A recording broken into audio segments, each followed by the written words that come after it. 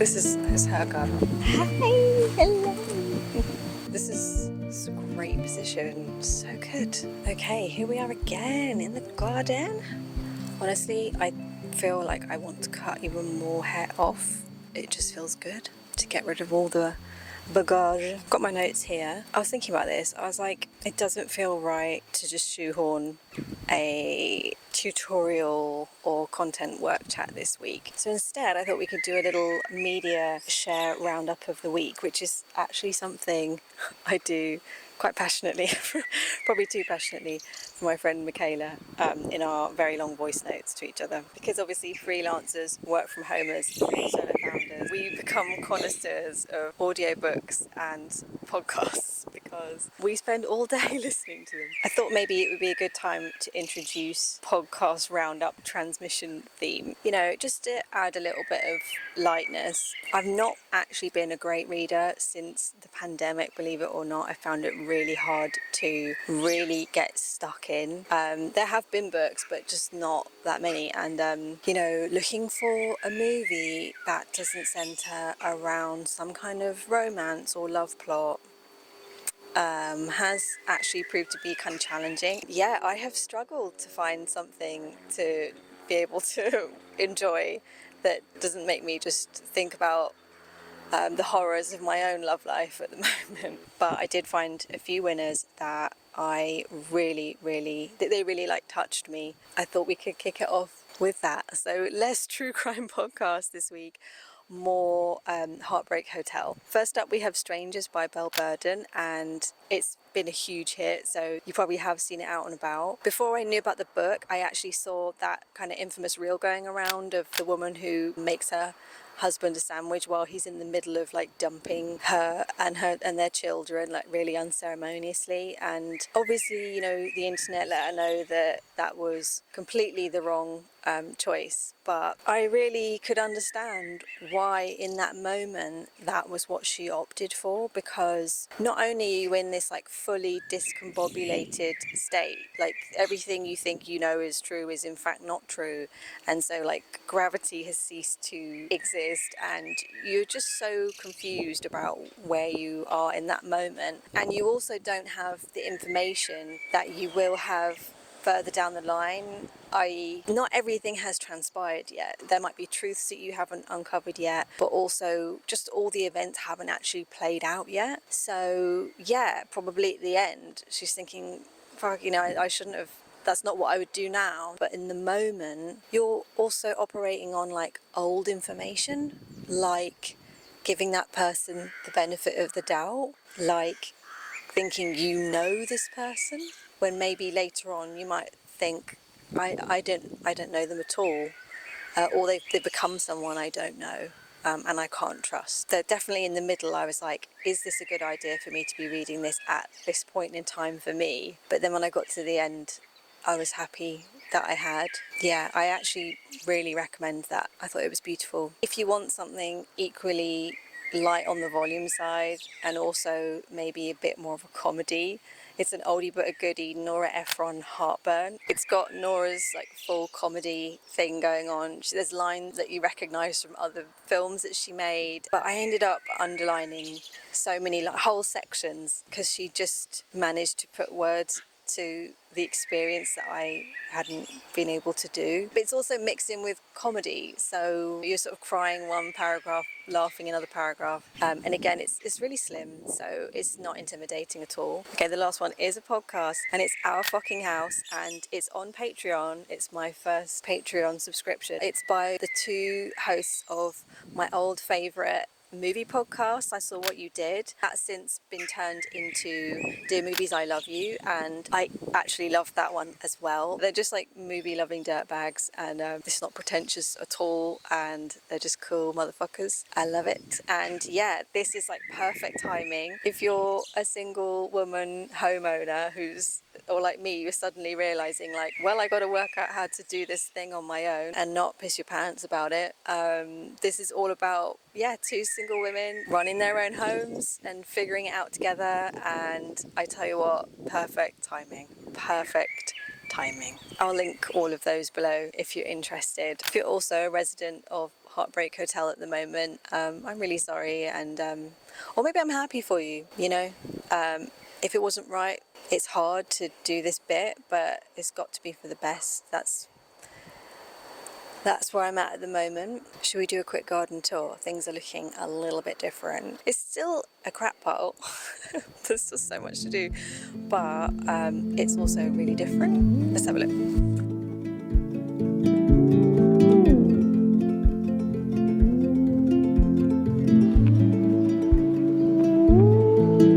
So I thought I'd plant this lavender. I mean, do I know if I'm staying here? No. Am I going to still plant my plants? Yes, I am. And I think it's doing really well. It's a French one. It does seem to be leaning, but it always has been. And I don't think it was even the ideal time to move it, but we've done it.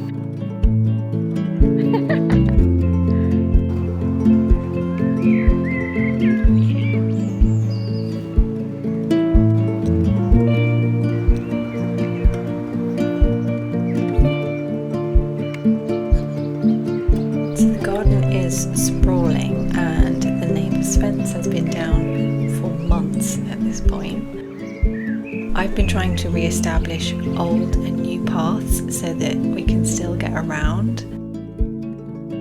A lot of the plants are self-seeded and I've just lent into that. They are lovely. And I let the buddleia come back to a certain size because the butterflies just love it, and it was originally where we wanted to put my studio, and of course now that plan has changed, so it just makes sense to let it come back.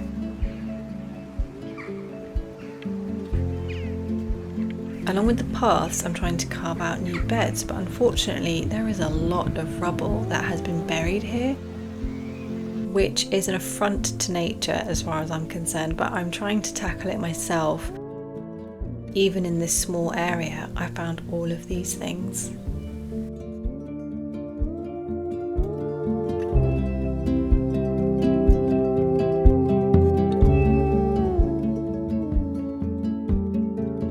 I have also been collecting all the old pottery though, which is quite fun, and I think the jackdaws took some of them. It's all a process, and I hope to be able to pour love into this small patch of land and restore her.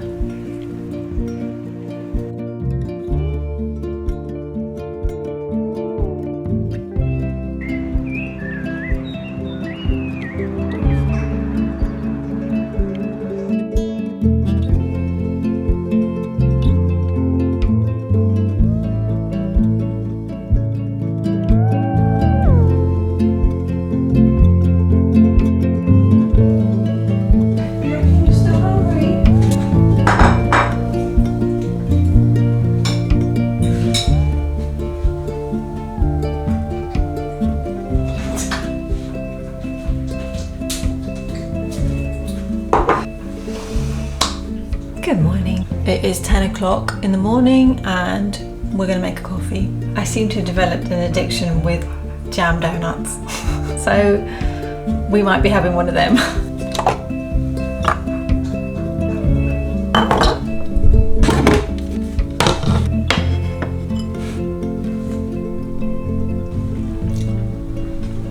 I've spared you having to watch me eat the donut. No one needs to see me eating the donut. I've actually brought you inside for a change today because I feel like I've been trying to work with the wind, but it's just not always the best idea, is it? If you can't hear me. How cute is my t-shirt? This is by my homie, Tracy D. I think this might be her second or third round of teas. I'm not 100% sure. Okay, so the amount of messages that I had from my last video has been quite something. I've had DMs, I've had emails, I've had voice notes, friends, internet friends, strangers. It's been quite extraordinary, really. You know, obviously my YouTube channel is really tiny and I kind of almost made it for myself. I was just, like I said in the video, like sometimes there's just nothing else to do but like speak your truth. I think sharing something that's really difficult is just so healing, and it resonated. Like sometimes these messages have come in when I've actually been having a hard day or a hard moment, and it really helped. When I signed off last week, what was it, like 10 days ago or so, I really was like, I'm feeling great. And full disclosure, you know, that wasn't the end of it. I definitely took several steps back after that, but I've just done my best not to read into it. It's so tempting to like try and therapize all of it, but it's like, well, obviously, you know, these things move in spirals. They're not linear. You're not just like done. So it just is what it is. But it's just frustrating when you feel like you're doing so well and coming out the other side, and it's like, no, not quite. Oh, there are so many butterflies in the garden at the moment. It's incredible. So it's my birthday this month, end of July, and I am turning 43. Did I have to check what age? Yes, I did. I'm dreading it, to be honest. Obviously, it'll be the first one I haven't spent with him in many years. But equally, if I really think realistically about how some of the more recent birthdays have been, they've not been very good. They've been quite upsetting, some of them have. So, you know, maybe I don't need to be blue about that. You know, maybe just have a nice time. It's my mum's birthday right next to mine too, so we always have a little family thing. So I'll be spending a few days in the mothership with the family in my town. I have also booked in to see my beloved stylist Ross again. I don't know what is happening with my hair, but he did a beautiful job. But like, I don't know, since he cut it, or since it was cut from so long to short, like the texture has become unpredictable. It's weird. Like when I used to do my wave, remember when it used to be like, if you don't know, I used to have that kind of long wavy shag cut for years. That's what Ross is like amazing at, and that was like really predictable. I could do it with my eyes closed, and now it's like the hair, I don't know, it's just doing funny things anyway, and it's also really sitting flat, which I can't work out either. So, but cutting all that hair off was so therapeutic, like no regrets, and now it just doesn't feel like enough. It grows fast, and that's one of the reasons why I never can have a pixie, because it's just the time and the money it would take to maintain it. It's just not. The first cut was like all about, you know, shedding anything that he's touched and things like that, like just needed it gone. Whereas now I feel like I want to enter my new phase, shall we say. I feel like this is almost too similar to how it was because of how it frames the face. I feel like I actually need to look more different. You know, like when you want your outer world to match your inner world, I think that's what this is. So it feels necessary, but it's also fun. And I guess that fully expresses where I'm at now. Very much having to like reimagine, you know, what does it look like? Where do I belong? You know, the future I was looking forward to and what I thought was ahead is obviously, it's not meant to be. And I'm still at the stage of grieving that old life and those dreams, while also tapping into the community around me. The little sharing I've done already has been really impactful for me. I know, like, for example, it's just like a dumb YouTube video or whatever, but I think sharing something that's not on the highlight reel, you know, sharing something that's like, it's all gone to shit, how about you?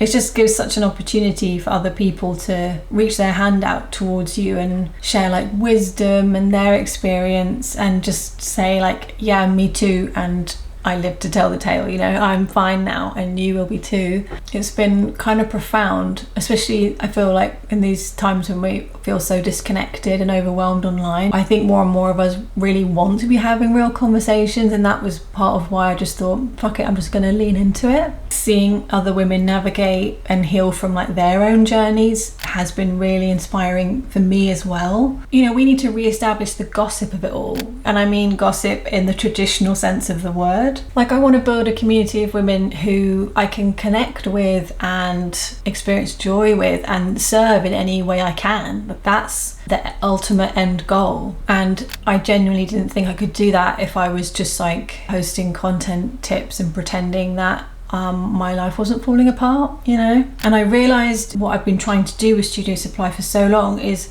actually holding the door open for the people without the huge funding, without the huge team, without all those resources, so that anyone with a vision and a desire can show up and share and grow with their gifts. I genuinely feel like that's what the whole collective, the whole world needs now. Like, not to put too fine a point on it, but hell yeah, wouldn't the world be like a better place if all the creative people were making money from their art? Also, I've been doing brand content work for 10 plus years. I love it. I know where my strengths are and where they're not. I also know what I care about and what I don't give a fuck about. And a lot of things that got my business to where it is now is not the kind of thing that I can keep doing. I want to build a business that really feels like me now at this point in my career, in my life. And I do also feel like that is in touch with how I can serve the collective and what they need now. And you know, for a long time I've held myself back from putting things out into the market because I didn't already see anything like it out there, and I think I told myself that it was wrong, you know, kind of misfit mentality. I am a professional misfit, and I think, yeah, I told myself it was wrong, but actually I think it's exactly what people need, especially now, me included. And the more that we lift each other up and share our gifts, that just has to be a good thing for the collective. Like on a macro and on a micro level, who decided that this like breakneck speed vertical format was the one? Like, who actually? Because the more that you think about who was driving that, the more that you see, no wonder you feel so drained and unhappy and out of alignment. Because it's like a capitalist single usage, like just keep feeding the machine. It's not cyclical, spiraling, everything supporting one another, working out in concentric circles. Matriarchy. That's like another episode. Maybe, you know what? We'll do that next week. That will be in a workshop coming to you soon. How about that? I just don't see how that's sustainable or pleasurable. Women are all about pleasure. That's what sustains us. That was a long way of saying I'm actually finally back at the place where I can start producing my first workshop. I know it's just a workshop. There's millions, there's probably billions of them out there. It's not a huge deal, but it is to me, because obviously I want it to be great for you. But I was literally poised to like press go on this months ago before everything happened. I'm just so happy that I've made my way back here. I'm back to this place again. I'm like functioning. I am excited. So yeah, I'm gearing myself up for this new chapter, take 2000. And of course, the last piece of the puzzle is my home situation. My friend, it is TBC, but whatever happens, you know, there will be redecorating, regrounding, regrouping, restyling. Whatever happens, we're going to make sure it's fucking fabulous. And who would I be if I didn't share that? That will be obviously a huge part of the healing, whatever that looks like. So of course, like, I'm not a monster, I'll be sharing that with you. So that is my journey right now as it stands. If this resonates, please follow along. I would love to have you. And if you're dealing with anything as well, I'm thinking of you. I'm sending you so much love. And I hope this resonates with you. If you are dealing with something, heartbreak, grief, anything that's hard for you, can I recommend, drop it in the comments, because if I have learned anything just from one tiny video, it's that the sharing really is healing. Sharing in a safe space, going by the kindness that I am receiving just from that one tiny little video, I feel sure that this would be a safe space for you to share what you are dealing with as well, and just let the collective pour into you. You know, that's, I'm already seeing that is truly helpful. Lean into the collective. You can subscribe to my newsletter, Studio Notes. It's a weekly-ish newsletter for creatives in business. You can find everything I'm making over at studio.co. Everything will be linked below. Let's get a convo going. Let's bring back the gossip and let's see if we can keep this thing going. All right, thank you so much. I love you, and I'll see you in the next one.